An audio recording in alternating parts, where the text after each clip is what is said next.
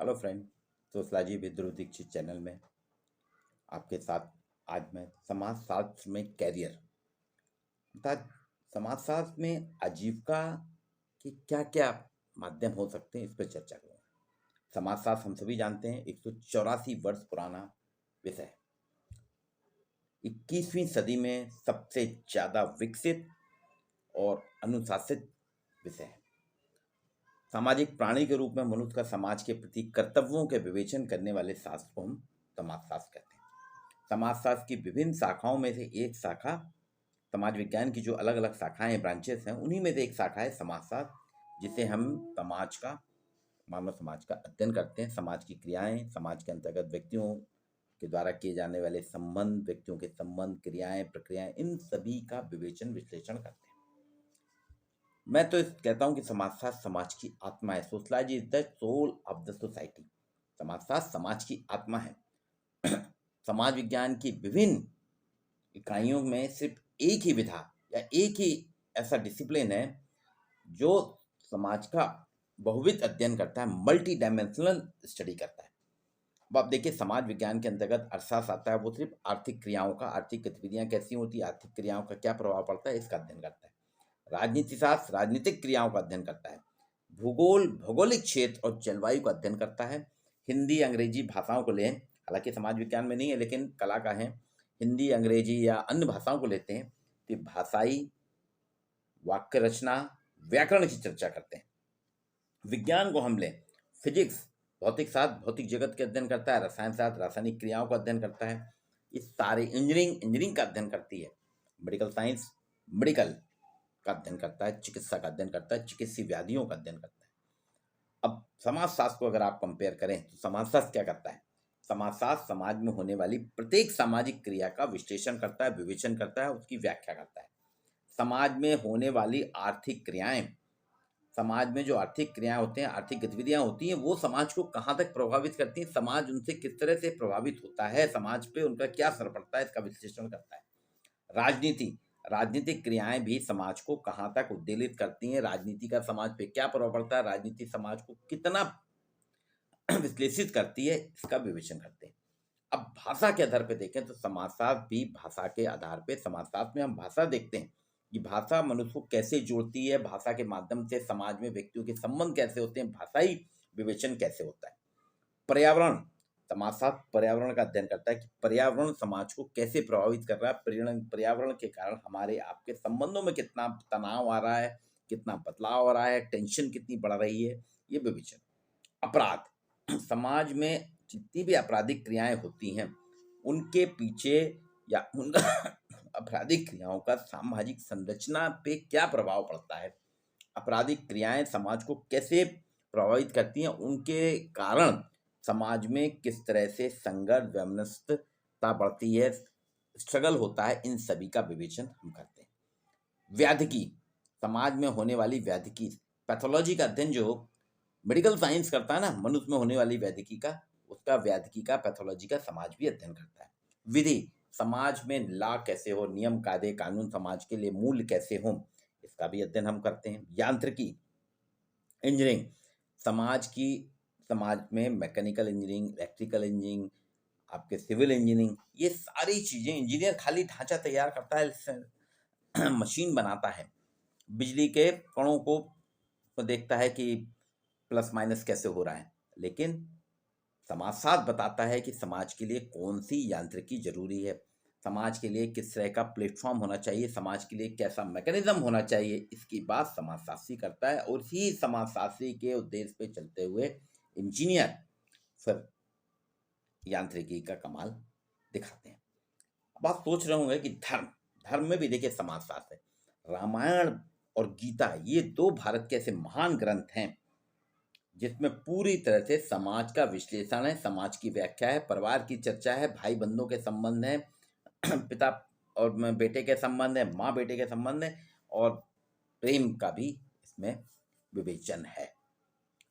अच्छाई और बुराई पे कैसे चलेगा समाज, इसका भी विश्लेषण धर्म के अंतर्गत जो रामायण और महाभारत में किया गया है वो करता है, और समाजशास्त्र भी तो इन्हीं का विश्लेषण करता है। समाजशास्त्र में देखिए, समाजशास्त्र इसलिए सर्वश्रेष्ठ विषय है मैंने पहले ही कहा, socialise is the soul of the society. किसी भी समाज की आत्मा, अगर जितने भी धार्मिक विज्ञान हैं, कितने भी सामाजिक विज्ञान हैं, जितने भी राजनीतिक विज्ञान हैं, या जितने भी विज्ञान हैं, साइंस के या आर्ट्स के या सोशल साइंस के या भाषाई या कला के, इन सभी की सोल, इन सभी की आत्मा समाजशास्त्र है। अगर आपने समाज को समझ लिया, समाजशास्त्र को पढ़ लिया, तो आप सारे विषयों में पारंगत हो जाएंगे।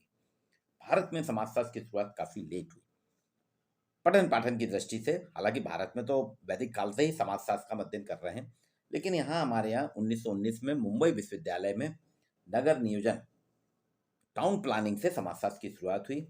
और शुरू में हमने इसमें ग्रामीण समाज, जाति व्यवस्था और नगरीय नियोजन का अध्ययन करते थे। लेकिन 1990 के दशक से समाजशास्त्र का व्यावसायिक क्षेत्रों में पदार्पण हुआ और समाजशास्त्र 2023 आते आते समाज विज्ञान की एक शाखा समाजशास्त्र में दो भागों, एक सामाजिक घटना के स्थायी स्वरूप जो फिक्स्ड है, और एक गतिशील स्वरूप, इन विभिन्न भागों में इसको बांट के विवेचन करती है। आप देखिए, हम समाज में जितने भी अगस्ट कॉम्ब है, दुर्खीम है, मैक्स वेबर है, पार्सन्स है, इन सभी के सिद्धांतों का अध्ययन करते हैं, वो समाजशास्त्री सिद्धांत कहलाते हैं। ऐतिहासिक समाजशास्त्र की बात करते हैं तो उसका हम पूरा विकास ले लेते हैं, पूरे हिस्टोरिकल बैकग्राउंड की समाजशास्त्र कहाँ से, वो समाजशास्त्र का उद्भव कैसे, उसकी चर्चा करते हैं। ज्ञान के समाजशास्त्र में समाज के लिए कौन सा ज्ञान जरूरी है, कौन से ज्ञान की आवश्यकता है, इसकी चर्चा है। धर्म का समाजशास्त्र, धर्म कैसा होना चाहिए, धर्म में क्या क्या होता है, इसके अध्ययन। उद्योग का समाजशास्त्र, उद्योग जगत कैसे आया, उद्योग जगत में क्या क्या उसकी संरचना कैसी होता है, उसका संगठन कैसा होता है, उसकी क्रियाकलाप कैसे होता है, इसका विवेचन करते हैं। संबंधों का सोच लीजिए आप, रिलेशन, ये बताता है कि व्यक्ति के संबंध कैसे होते हैं, नातेदारी कैसे होती है, किनशिप कैसी होती है, रिश्ते कैसे होते हैं। कानून का समाजशास्त्र, उसमें हम कानून के प्रभावों, कानून के अलग अलग एंगल से, दृष्टिकोणों से हम कानून को देखते हैं। विवाह का समाजशास्त्र, विवाह संस्था का विवेचन करता है, विवाह संस्था के प्रकारों का अध्ययन करता है, विवाह संस्था में होने वाले बदलावों का अध्ययन करता है। एक्शन सोशियोलॉजी, क्रिया का समाजशास्त्र, हम जो क्रियाएं करते हैं, हम जो एक्शन करते हैं, उसको विवेचन, उसका विश्लेषण। वृद्धावस्था का समाजशास्त्र, जी हाँ, वृद्धावस्था को कुछ लोग रोग मानते हैं, लेकिन समाजशास्त्री कहते हैं ये एक वृद्धावस्था एक आयु है, एक विश्लेषण है। आयु में मनुष्य आता है तो उसकी कितनी गतिविधियां, उसके क्या है, इसका विवेचन। फिल्मों का समाजशास्त्र, फिल्म भी समाज के आधार पर बनती हैं, फिल्मों की अब अलग सोसाइटी होती है, फिल्मों का एक अलग समाज होता है।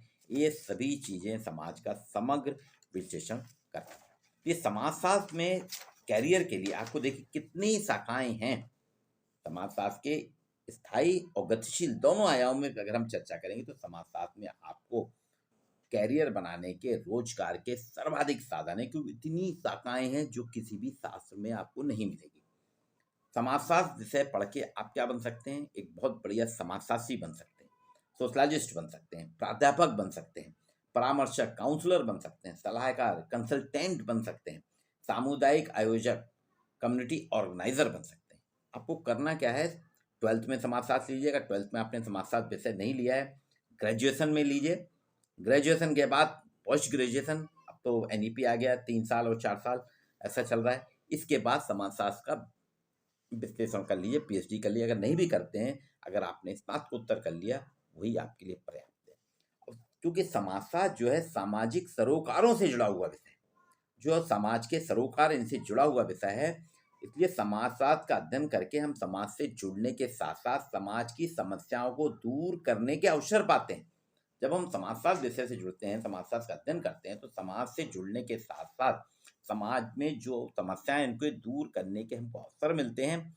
इसलिए मैंने कहा कि समाजशास्त्र सर्वश्रेष्ठ विषय है, जो पैसा कमाने के साथ साथ आप समाज सुधार भी कर सकते हैं। जी हाँ, आप पैसा तो कमाएंगे समाजशास्त्र में, लेकिन उसके साथ समाज का सुधार भी कर सकते हैं। सामान्य तौर पे अगर समाजशास्त्र के शिक्षक बनते हैं यूनिवर्सिटी वगैरह में, तो आपको 50,000 से आपकी सैलरी शुरू होगी, कॉलेज और यूनिवर्सिटीज में।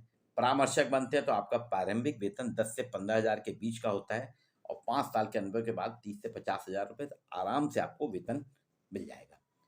और एक परामर्शक के रूप में आप कहाँ कहाँ जा सकते हैं, लेबर यूनियन जो है, ट्रेड यूनियन, लेबर यूनियन, यहाँ पे आप जाकर उनके सामाजिक संगठन की बात कर सकते हैं, औद्योगिक समाजशास्त्र के माध्यम से। मीडिया में जाके आप मीडिया में समाज के विश्लेषण कर सकते हैं। Youth services, public relation, medicine and law, politics, education, पर्यटन, पत्रकारिता में आपको ढेरों ऑप्शन पड़े हैं, जहां आप अपना भविष्य स्थापित कर सकते हैं, बना सकते हैं, उन्नत कर सकते हैं। लोक सेवा आयोग की परीक्षाएं, चाहे वो स्टेट की हों या सेंट्रल की, इससे आप अधिकारी बन सकते हैं। कॉलेज में प्रोफेसर बन सकते हैं। सांस्कृतिक सामाजिक मुद्दों पे अगर आपकी पकड़ अच्छी है, अगर सामाजिक सांस्कृतिक मुद्दों को आपने अच्छे से गहराई से जानते हैं, तो आप एक स्वतंत्र पत्रकारिता कर सकते हैं। आप अपने ब्लॉग लिख सकते हैं और समाज से ब्लॉग लिख के आप उसमें वेतन पा सकते हैं। पर्यटन स्थल, अगर आप पर्यटन टूरिस्ट प्लेसेस को जानते हैं, तो वहाँ की समाज की परंपराओं की विवेचना आप करेंगे, तो ट्रैवल गाइड के रूप में जितने अच्छे से आप कर सकते हैं, उतना अर्थशास्त्र का या राजनीति शास्त्र का आदमी नहीं कर सकता। अर्थशास्त्र का आदमी तो क्या करेगा, पर्यटन में वहाँ पैसा कमाने जाता है ना, कि यहाँ से कितना पैसा मिले। और आप देख रहे हैं अभी जोशीमठ जो हिल रहा है ना, वो वजह वही है अर्थशास्त्रियों की। यहाँ उन्होंने पैसा कमाने के लिए जोशीमठ जैसे जगह पर्यटन की थी, उसको इकोनॉमी का सोर्स बना के बर्बाद कर दिया। सारे पर्यटन स्थल हमारे गुमनामी में जा रहे हैं, कभी भी खत्म हो सकते हैं। ये अर्थशास्त्रियों के देन है, पैसा कमाना, और उसके कारण वो खतरे में पड़ गए। लेकिन समाजशास्त्री समाज की और परंपराओं की विवेचना करके ट्रेवल गाइड्स के रूप में समाजशास्त्री जितनी अच्छी व्याख्या कर सकता है अपनी टूरिस्ट प्लेस की, उतनी कोई नहीं कर सकता। समाजशास्त्र का एक विद्यार्थी मैनेजमेंट बहुत अच्छा कर सकता है, कि उसको समाज की आवश्यकताएं जानता है, समाज की नीड जानता है, समाज के बारे में जानता है। मेडिकल में आप देखिए, डॉक्टर, नर्स, डॉक्टर, मरीज और मरीज के घर वालों के साथ रिलेशनशिप कैसी हो, ये हम चिकित्सा विज्ञान में पढ़ाते हैं। विधि में पढ़ाते हैं, विधि में समाजशास्त्र जानना जरूरी है, समाज को जानना जरूरी है। मैकेनिज्म, आपको किस प्रकार का मैकेनिज्म चाहिए, ये समाजशास्त्री ही बता सकता है। मोबाइल फोन कैसा होना चाहिए, ये समाजशास्त्री बता सकता है।